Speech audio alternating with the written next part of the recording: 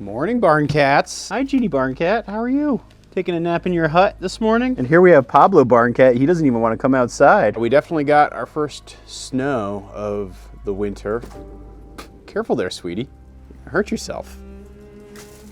Ooh, it's funny the way our roof is designed, like snow will just slide right off and you'll like be sleeping in the middle of the night and just hear like boom, boom, boom, boom. The first night I ever stayed here in the middle of a snowstorm, it terrified the heck out of me. I thought there was like a wild animal inside our attic. So yes, we've also finally moved our vehicles into the barn. The barn's still not done. Alfred's still got a couple of final things he's doing for the high drive so I can park the tractor inside there. But it's very nice to come out here this morning and not have to clean cars off. It's like about 31 degrees. We're supposed to get a lot more rain later today. I'm expecting most of this stuff to melt, but I am noticing a surprising lack of large white farm dogs. Oh, there they are. They're emerging from their houses. Hi, Stroby Dog.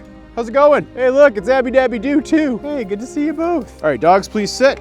Good to see you both. Oh, you're very dry, so you haven't been hanging out outside. That's a good choice. Yeah, this storm kind of just came out of nowhere. Now finally starting to look like winter around here. Hoop coop looks like it's holding up. So yesterday I was in kind of a mad dash to clean up the farm, get everything I've left outside and bring it inside, make sure it's stored in a barn properly because I probably won't need it again until like May or June, and get all my animals set and situated. The biggest situation I had with the animals too was I had my 2 heifer calves still out here, and I still had my bull and my steer mixed in with the female herd. And before I could introduce the heifers to the adult cows, I had to pull out the bull because actually one of my heifers was in heat. That's just sort of a way of saying that she was like kind of looking to be bred and is very fertile at that point in time. And I don't want her to get pregnant right now because of the timing of when that pregnancy would be born. As well as she's still a little bit too small to get pregnant. I want to wait until this next spring before I get her bred. And so that meant I had to take the heifers that were out here and bring them into the barn over there. Problem was I had to get a bull and a steer convinced out of there. And that was a little bit of a process. Hey, Joey.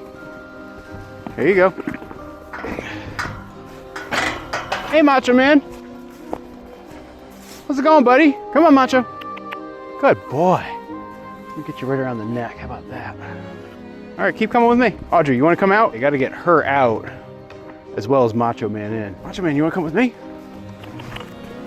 But once I got Joey Ramone, who's the steer, and Randy Macho Man Savage, who's the bull, separated into the lower pen, even though I still had Audrey there, I actually felt like I was ready to try to get my heifers in. It was actually a very easy process. I just simply opened up the rope. Stay away from those bees. Come on, Belinda. Come on.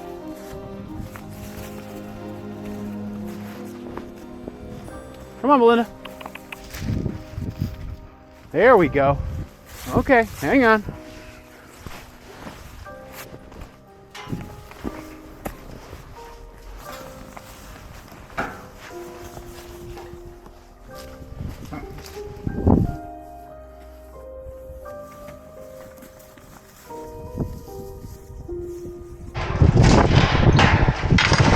And so now, let's go check on my cattle and see how they're doing. Oof, gate's getting a little snowy. Abby, I'm gonna need you to wait there, okay? Hey, Ariel, how's it going, sweetie?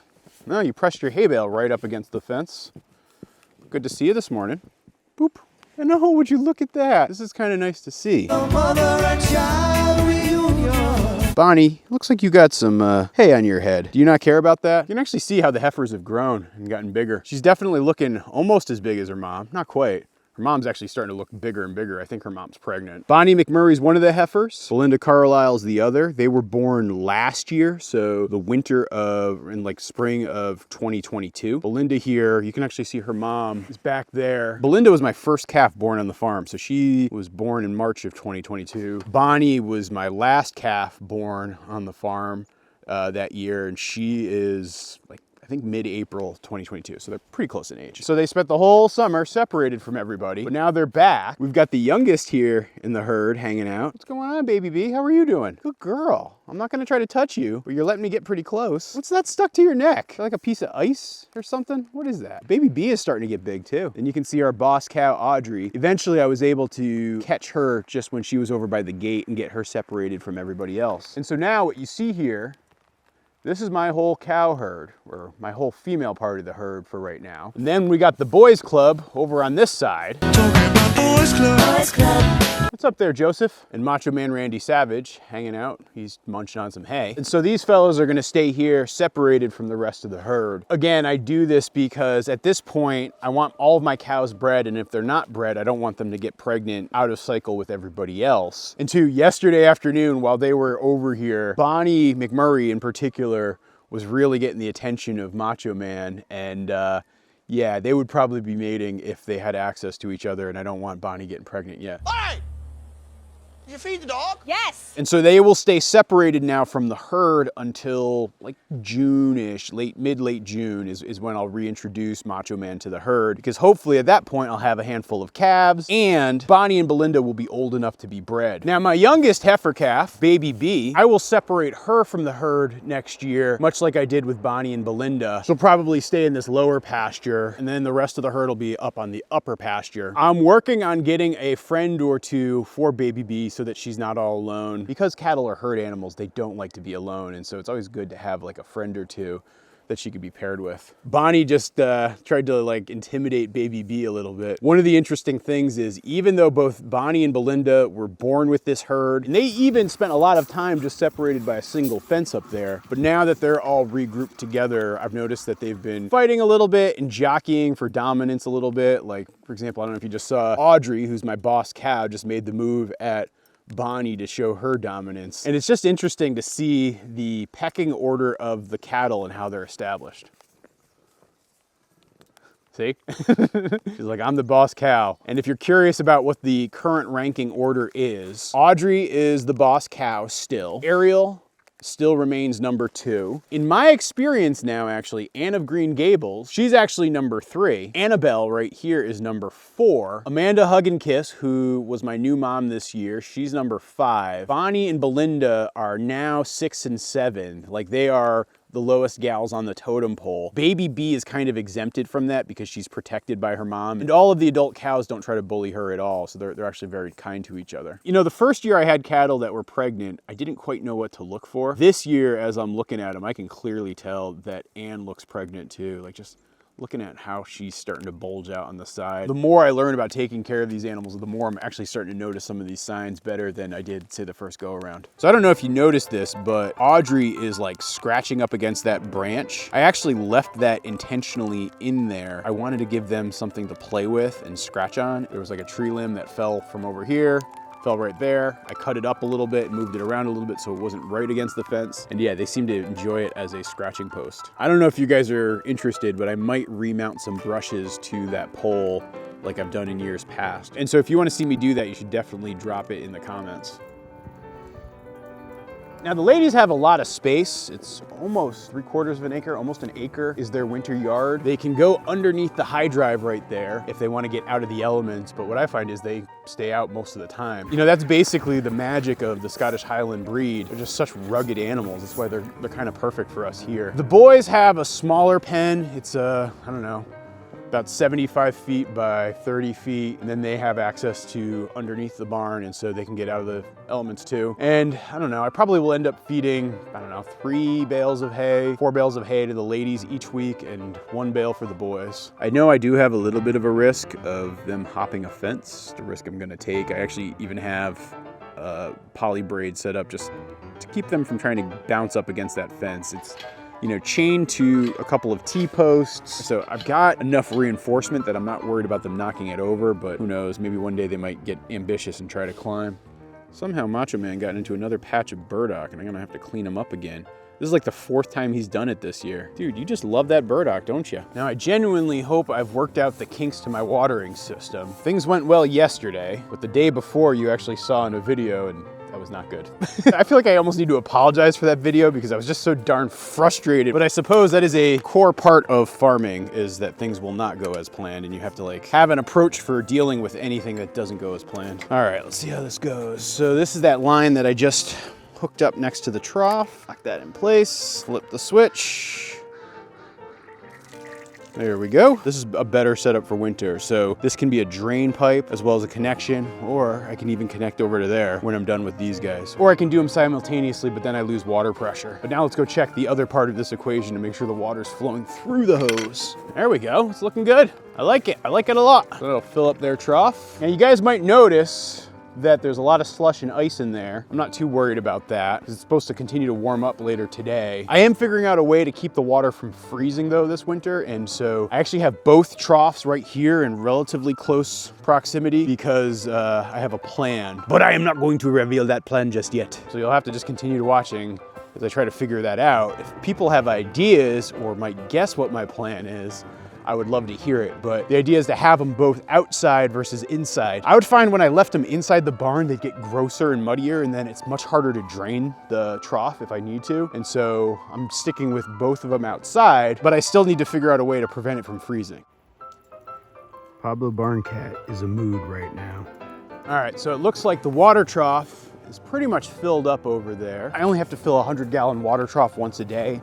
And even then, they probably only drink like 2/3 of it. I can now shut this guy down. I'll open up this valve, disconnect this, and now this hose is just gonna drain out just like this on this side. And again, because I have it uphill like this, all I have to do here, take this end of the hose, and I can just hang it from here. I love this little orange cable tie thing. It's super handy. Then I just give it one movement like this. Sometimes I'll do it twice just to be certain, but this will basically drain out every drop of water in this hose, and now it'll be ready to use tomorrow, and I don't have to bring it inside and it won't freeze. Where this hose is positioned as well allows me to fill up the water trough for the boys too. Their water does not need to be topped off today, and then I'll fully refill it tomorrow. I know, this is your least favorite weather, but at least you have your heated kitty house, huh? So I just actually use the other valve now for the birds. Flip the switch open again. And now if we follow this orange line, it should be running, but it's not. This part does not feel frozen. What's up? It's running. Okay, wait a minute.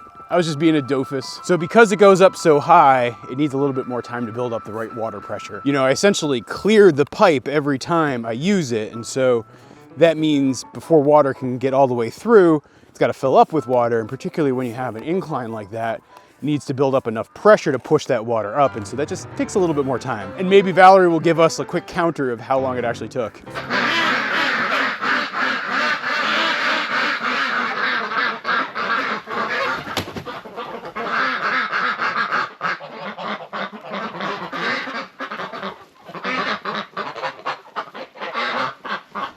All right, you guys want to go greet the birds? Inside, come on. Morning, birds. I think I just saw a chicken dart out of here. Hang on. Salmon Favaroli, what are you doing? Get back in. Back in. All you back in. In. They get very aggressive about wanting to go outside. So let's give the birds what they want. Release the Quacken!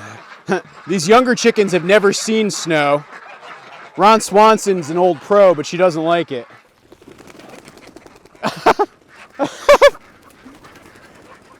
Whoa, easy chickens, easy. What are you doing down there? Get down. Chicken almost killed herself. Jeez Louise. It's always funny when a chicken sees snow for the first time. They freak the heck out. On days like this is where the birds are very thankful that we have the hoop coop. I'll move some of their feeders inside. Here, birds, have some scraps. Abby, get out of there. Come on.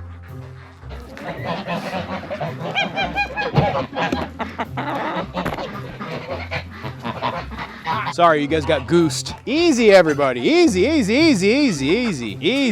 Whoa, no jumping the line there, kids. Here, I'll give you ducks some food out here.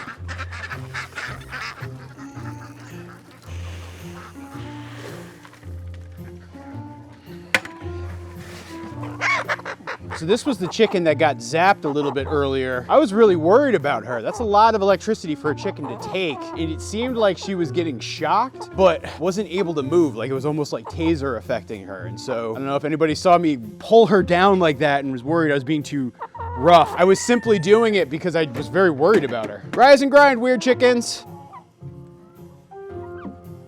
But it's okay, you're gonna be okay, girl. Hey, Frankie. Frankie's my goose that hangs with the chickens. I'm actually thinking about keeping her up with everybody else on the upper pasture this summer. What do you guys think about that idea? She'd be hanging out with you, girl. This is one of my younger black Australorps, by the way. These pumpkins are frozen.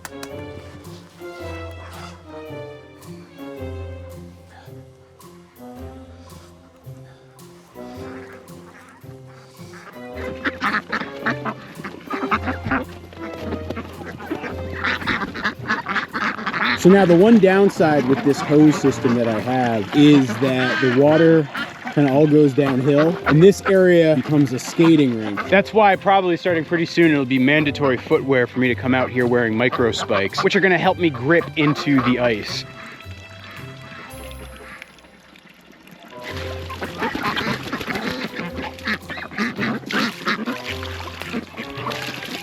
Looks like the water's all filled up, so I gotta turn it off. Let me hit the shut-off valve, and I'll disconnect. And now you'll see this one will drain out itself as well. Don't worry, Abby dog, I haven't forgotten about you.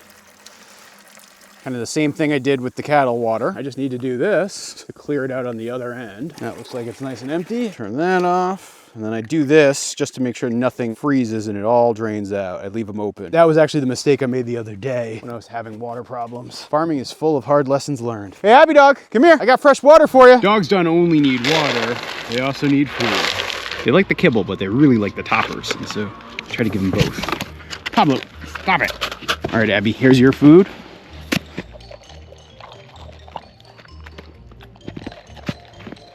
And of course, we've got food for Mr. Toby Dog in Mr. Toby Dog's usual food spot.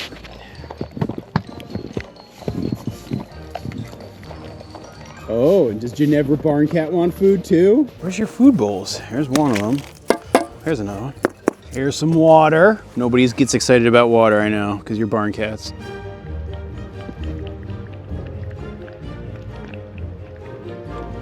Now, I'm not gonna lie that I am not mad about the fact that I don't need to move any cars to clear the driveway, even though I'm not sure I'm gonna even try to clear the driveway just yet. It's very nice to have parking in here. By the way, guys, I am going to do a video about how we built this barn and how much it cost and a full tour of the barn. Well, like I said earlier, Alfred has a couple more things he's gotta do to finish up in here. And once that happens, I will do a barn tour. But until then, you should watch this video about how we built the barn.